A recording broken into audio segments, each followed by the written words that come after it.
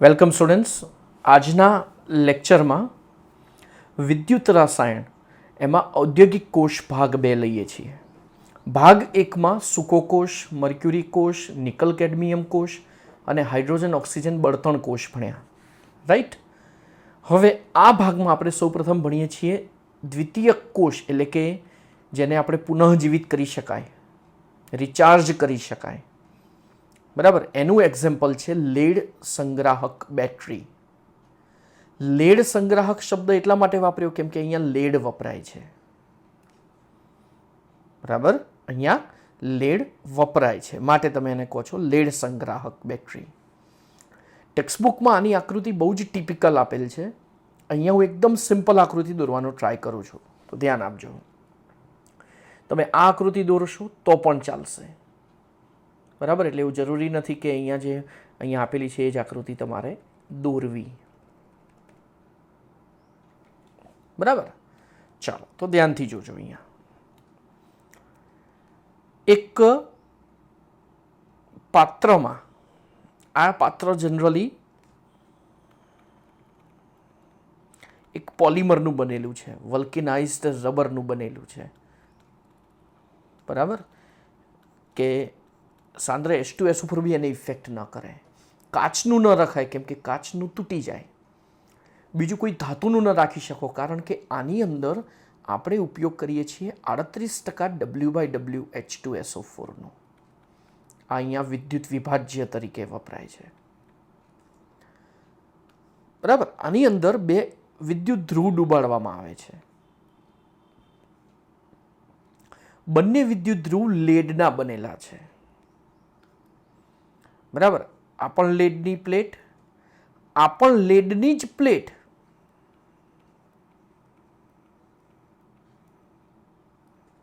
પણ PbO2નું અસ્તર ચડાવેલ લેડની પ્લેટ.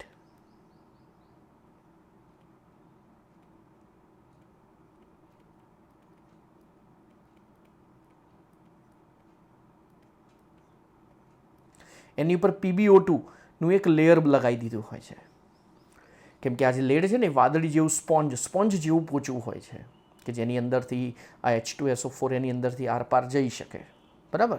અને આને પછી આ 2 વિદ્યુત ધ્રુવો છે, બરાબર. આનો વોલ્ટેજ છે 2 વોલ્ટ, બરાબર.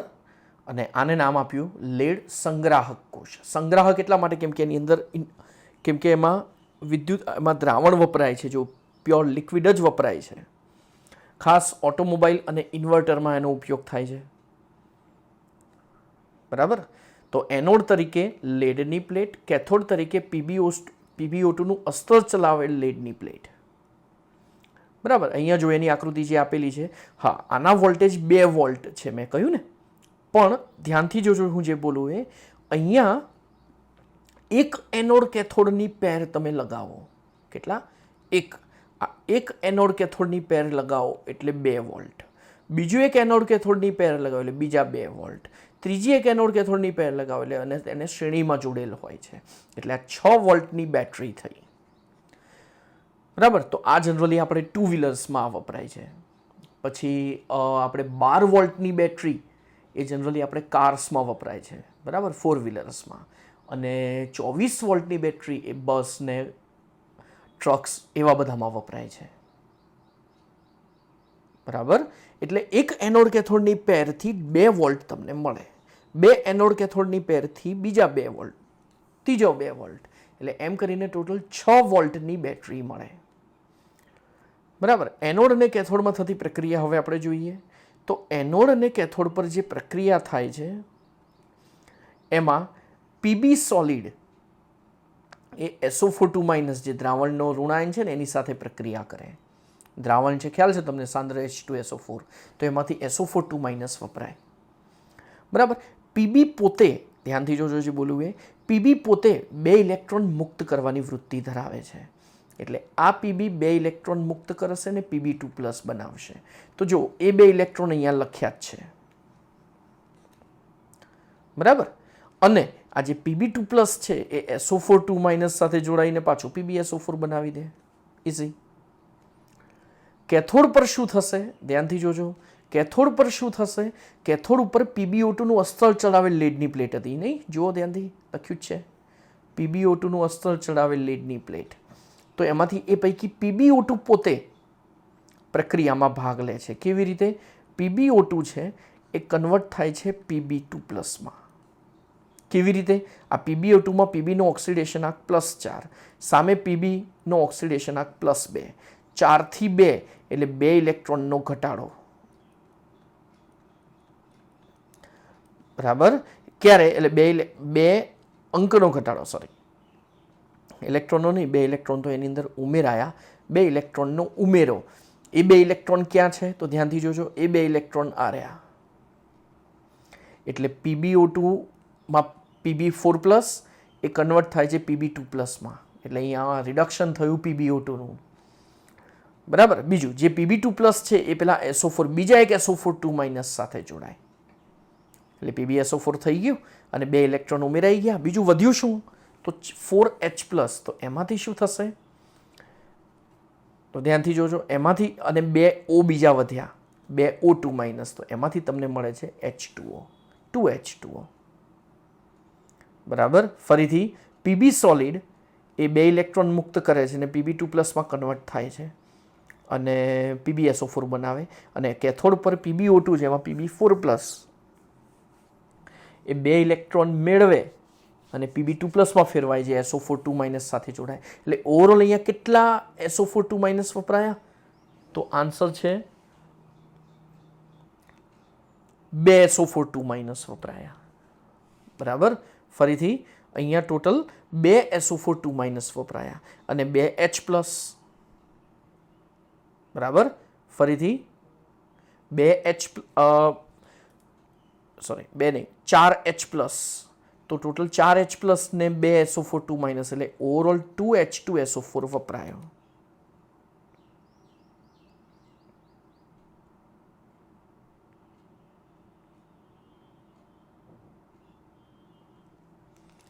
ઓકે, તો Pb સોલિડ, PbO2 સોલિડ અને 2H2SO4. બરાબર? તો સામે મળશે 2 PbSO4 સોલિડ અને 2H2O. બરાબર? તો ચાર્જિંગ કરતા પ્રક્રિયા કેવી છે? હવે ચલો, આટલું અહીં સુધી ક્લિયર. હવે આ જે પ્રક્રિયા છે, એનોડ, કેથોડ, આ બંને પ્રક્રિયાઓ જ્યારે કોષ વપરાતો હોય ને ત્યારે એ પ્રક્રિયા થાય છે. બરાબર? ચાલો, હવે ધ્યાનથી જોજો. હવે આવે છે એની ચાર્જિંગ પ્રક્રિયા. ચાર્જિંગ એટલે આ કોષ દ્વિતીય કોષ છે જેને રિચાર્જ કરી શકાય છે, એટલે કે પુનઃજીવિત કરી શકાય છે. તો એનું લોજિક આ પ્રમાણે છે કે જ્યારે તમે ચાર્જિંગ કરો ત્યારે તમારે શું કરવાનું? તો કે એનોડ અને કેથોડ બંને, ધ્યાનથી જોજો, એનોડ અને કેથોડ બંને ઉલટાવી દેવાના. એટલે જે એનોડ છે, અહીંયા ચલો, ચાર્જિંગ પ્રક્રિયામાં એનોડ માઇનસ હોય અને કેથોડ પ્લસ, ડિસ્ચાર્જિંગ પ્રક્રિયામાં એનોડ માઇનસ હોય અને કેથોડ પ્લસ હોય.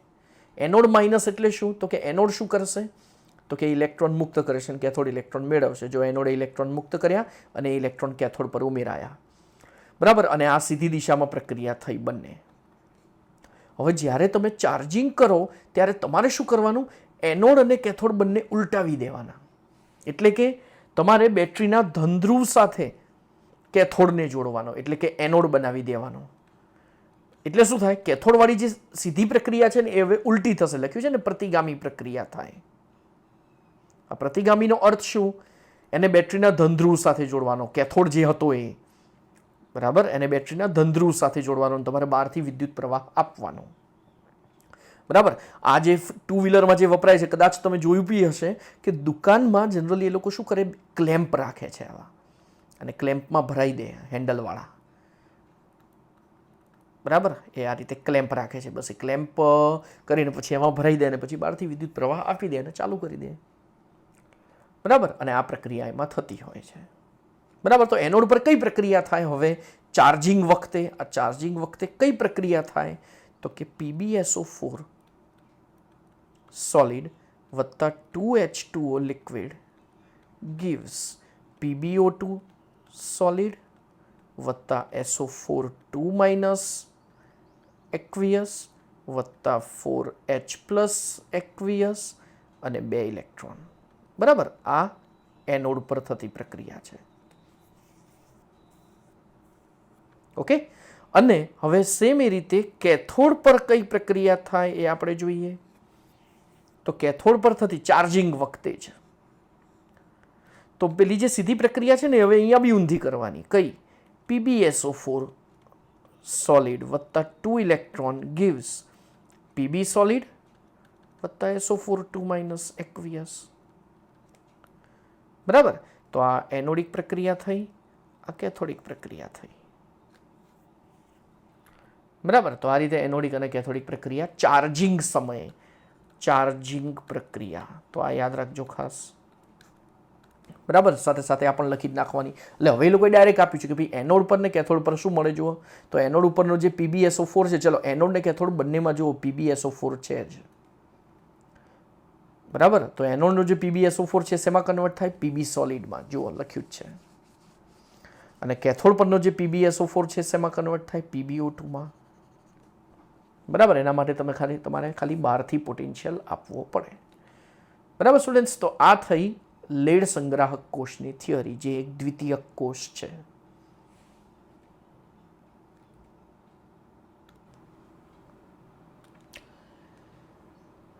નેક્સ્ટ થિયરી છે ક્ષારણ. હવે ક્ષારણ એટલે શું? તો જો લખ્યું છે ક્ષારણ એટલે ધાતુઓ જે હોય એ ધાતુઓની સપાટી એની ઉપર ઓક્સાઇડ અથવા તો અન્ય ક્ષારનું એક પડ એટલે લેયર બને, એને ક્ષારણ કહેવાય. ક્ષારણની આ વ્યાખ્યા થઈ. ક્ષારણ એટલે શું છે? તો કે ધાત્વીય વસ્તુ ધીમે ધીમે, કેમ કે બહુ જ ધીમી પ્રક્રિયા છે આ. હવે એના એક્ઝામ્પલ્સ આપ્યા છે કે ભાઈ ક્ષારણ કોને ગણવું આપણે. તો પહેલી જ વસ્તુ લોખંડનું કટાવું, ચાંદીની સપાટી ઝાંખી બને, કાંસુ અને તાંબુ એની સપાટી પર લીલા રંગની છારી બાજે, એનું પડ બને. આ બધા ક્ષારણના એક્ઝામ્પલ્સ છે. બરાબર. બીજું, ચાંદીના ઝાંખા પડવાથી ચાંદી નિષ્ક્રિય બની જાય છે, કોઈની સાથે પ્રક્રિયા નથી કરતો, એક સારી બાબત છે. નહીં તો પ્રક્રિયા કરે તો નકામું પડે. બરાબર. એવી રીતે હું એમ કહું કે ભાઈ આ લોખંડનું કટાવાથી એ નકામું બની જાય છે. કેમ? પાવડર સ્વરૂપ થઈ જાય. તમે લોખંડનો સળિયો લો કે કંઈ બી લો, જો એને ક્ષારણ થાય તો પછી એ પાવડર ફોર્મમાં કન્વર્ટ થઈ જાય છે, એટલે નકામું બની જાય છે. બરાબર. જેનાથી શું, એટલે ક્ષારણથી તકલીફ શું થાય? તો કે મકાન હોય, પુલ, વહાણ, ધાતુમાંથી ખાસ કરીને લોખંડમાંથી બનેલી વસ્તુઓ એને નુકસાન પહોંચે છે. બરાબર. અને ક્ષારણને લીધે દર વર્ષે લગભગ કરોડો રૂપિયા નાશ પામે છે એવું કહેવાય છે. બરાબર. ક્ષારણની પ્રક્રિયા બહુ જ અટપટી છે, છતાં પણ અહીંયા સિમ્પલ 2 થી 3 ઇક્વેશન આપ્યા છે. જોઈએ હવે. ક્ષારણમાં જનરલી વિલન કોણ ક્ષારણ બનવા માટે? તો વન એન્ડ ઓનલી ઓક્સિજન. ક્ષારણ બનવાનું મુખ્ય કારણ છે આ ઓક્સિજન, જે આપણા માટે ઉપયોગી છે, જે આપણી મુખ્ય જરૂરિયાત છે.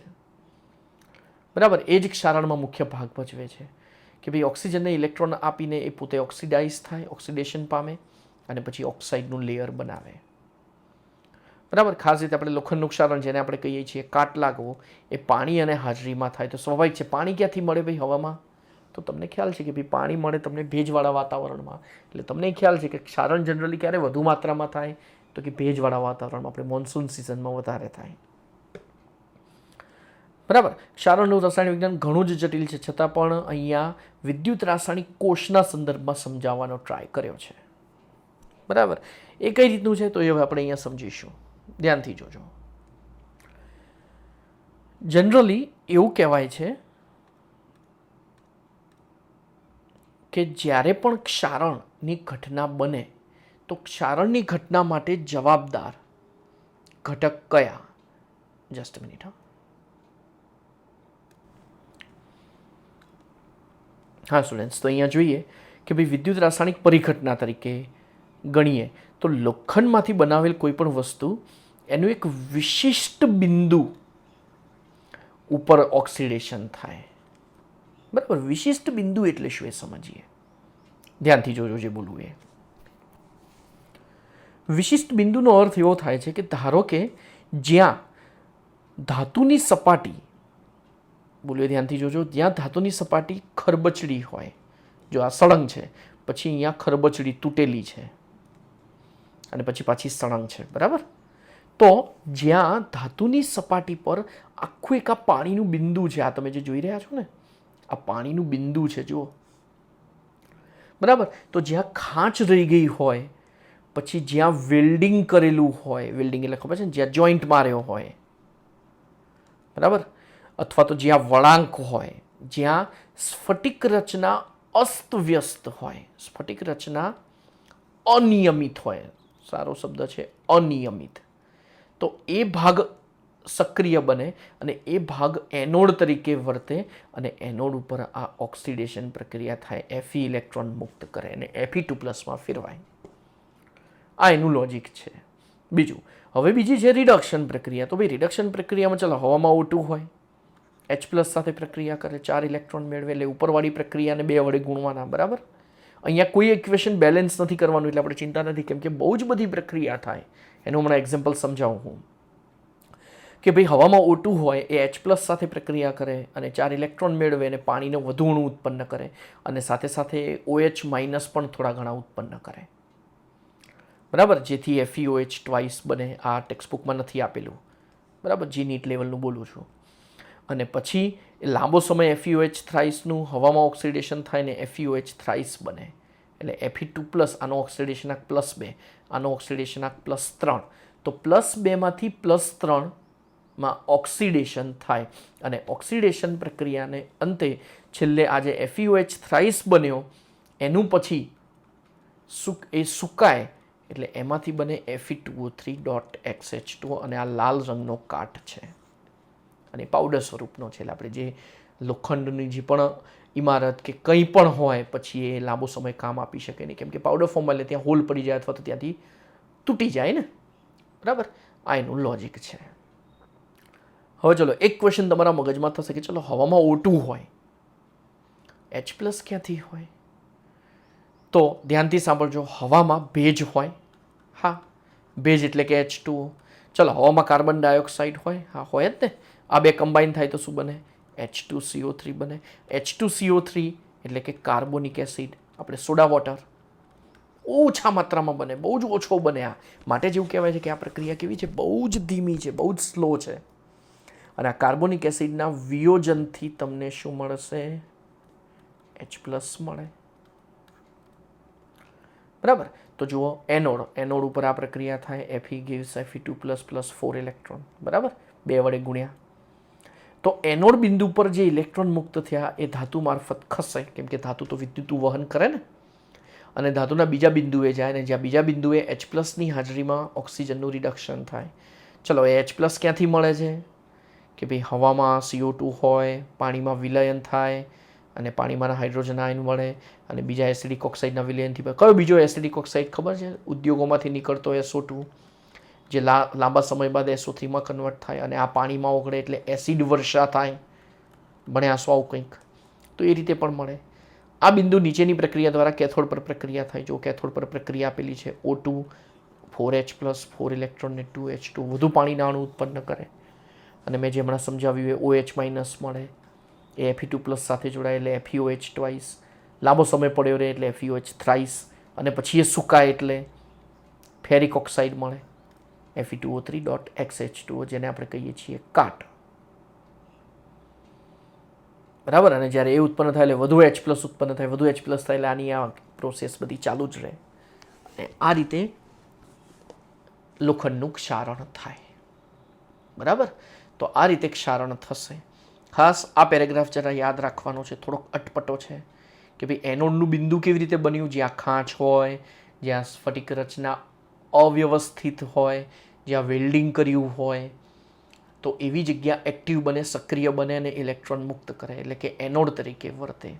સાથે સાથે હા એક વસ્તુ રહી ગઈ, કોપરની થોડી ઘણી અશુદ્ધિ હોય ત્યારે પણ આવું થાય, બરાબર. અને આ રીતે પ્રક્રિયા થશે આગળ, બરાબર. એટલે આ રીતે કન્ટિન્યુઅસ આડી તેડી બધી કેટલીય પ્રક્રિયાઓ થશે,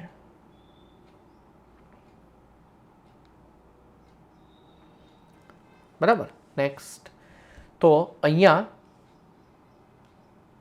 આ ક્ષારણની પ્રક્રિયા થઈ. ચલો હવે જોઈએ એનું પ્રિવેન્શન, એનો અટકાવ, એનું સંરક્ષણ કેવી રીતે કરવું. બરાબર. કેમ અગત્યનું છે એનું રીઝન? કેમ કે તે માત્ર પૈસા જ નથી બચાવતો, પણ ઘણા અકસ્માત, ઘણા એક્સિડન્ટ પણ રોકે છે, જેમ કે પુલ તૂટી જવો, બરાબર, ક્ષારણના લીધે જ થાય, અથવા તો કેટલું નકામું બની જાય. ખાસ તો આપણે સ્ટીમર કહીએ, સ્ટીમરનો આખો બેઝ લોખંડનો જ હોય મજબૂતાઈની લીધે, બરાબર, પણ વચ્ચે વચ્ચે પછી એમાં બીજે બધે ઉપયોગ એમાં થાય. એ આગળ હમણાં સમજાવું તમને. ચલો, અહીંયા એવું લખ્યું છે કે ધાતુની વસ્તુ જે પણ હોય એની સપાટીને વાતાવરણના સંપર્કમાં ના આવવું જોઈએ. કેમ કે મેં કહ્યું ને, ઓક્સિજનના સંપર્કમાં આવે તો પ્રોબ્લેમ થાય.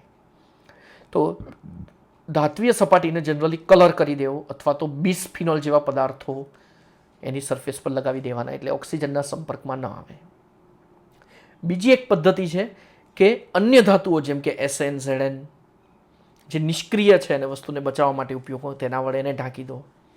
અને બીજું છે સેક્રિફિશિયલ એનોડ, એટલે કે બલિદાન આપનાર વિદ્યુત ધ્રુવો. ધ્યાનથી જોજો, મેગ્નેશિયમ અને ઝિંક બંને એ Fe કરતાં વધુ સક્રિય. ખ્યાલ હશે તમને, મેગ્નેશિયમ અને ઝિંક આ બંને Fe કરતાં વધુ સક્રિય છે.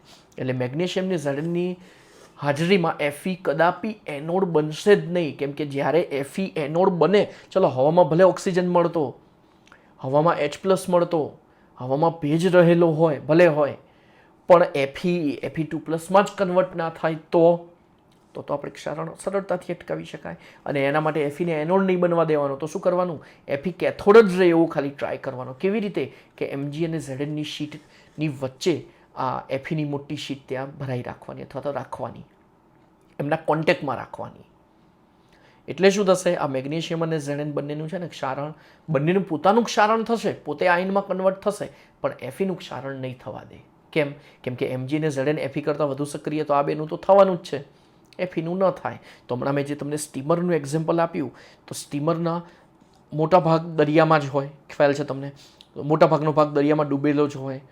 તો એવું થાય કે ભાઈ આ જે સ્ટીમર છે એમાં જે Feનું જ આખું મોટું સ્ટ્રક્ચર આખું Feનું જ હોય, લોખંડનું જ હોય, બરાબર. પછી શું કરવાનું? એની અંદર આવા ચોસલા પાડી દેવાના, કબાટમાં તેની અંદર ખાનું હોય ને એવું મોટું, અને પછી એ ચોસલા એની અંદર આવા ભરાવી દેવાના. એની અંદર એ જે તમે જે ખાલી ગેપ રાખ્યો હોય ને એના માપ પ્રમાણે જ.